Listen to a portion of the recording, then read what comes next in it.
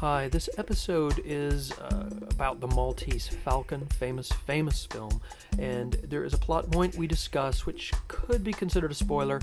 I hope it will not diminish your enjoyment of the film. It shouldn't. If you've seen the movie before, it certainly won't. You'll enjoy it with new eyes, I think. Enjoy.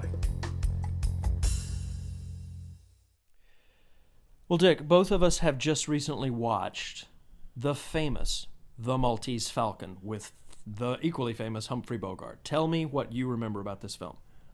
Great film. It's considered to be one of the greatest detective films. It certainly set the standard for film noir, that genre of the 40s and 50s. A very dark film. It was directed by John Huston and starred, as you mentioned, Humphrey Bogart, Mary Astor, Peter Lorre, Sidney Greenstreet, who made his screen debut in that film at 61. You may recall. It totally blew my mind when I found that out. Right. And he's the fellow that starred in Casablanca, as well as Peter Lorre. And I didn't know this until we did a little research. John Huston helped, he transferred the book into the screenplay, or there were other Maltese Falcon films, but he helped write the screenplay, and he was allowed to direct it. And it was John Huston, the famous John Huston's first film directing foray. That was also amazing. Also, he cast his father to have a walk-on role, Walter Huston. Right, and you might want to call it a walk-on and die role. I mean, we don't want to give anything away, but there's a lot of murder in this movie, y'all. Well, the Maltese Falcon, the synopsis is that people will kill for that coveted statue. It's a jeweled covered statue that ends up in the hands of Humphrey Bogart. Finally gets the piece, but it turns out it's a fake piece. It's not even real.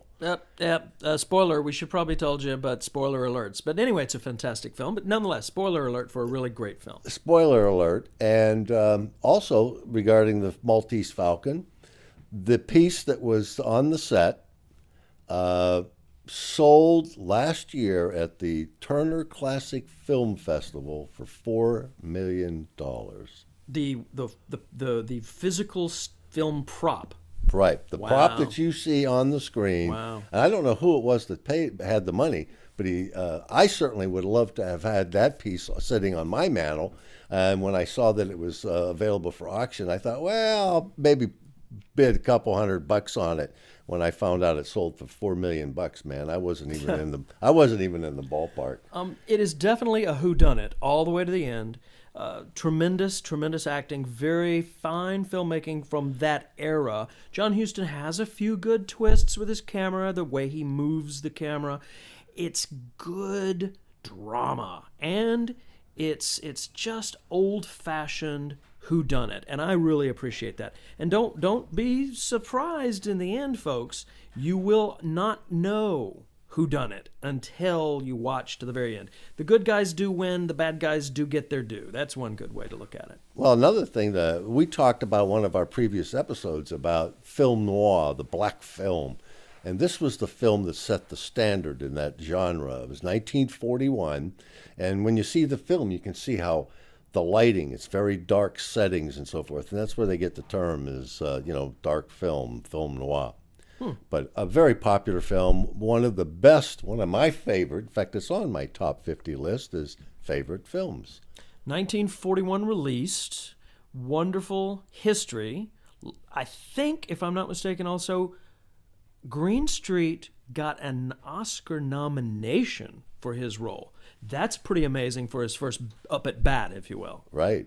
Yeah. I don't know that he won it in that. No, but it was a nomination, which is amazing. Yes. And he's a British actor and probably didn't do much until he came to this country and then got his screen debut, and the rest is history. And he was in many films with Humphrey Bogart and Peter Lorre. Yes. Right. Well done on the Maltese Falcon, and I would recommend it to anybody. If you haven't seen it, go for it. If you have seen it, check it out again. Watch those little nuanced John Huston camera moves. They're good stuff. Thanks, Dick. Thanks, George.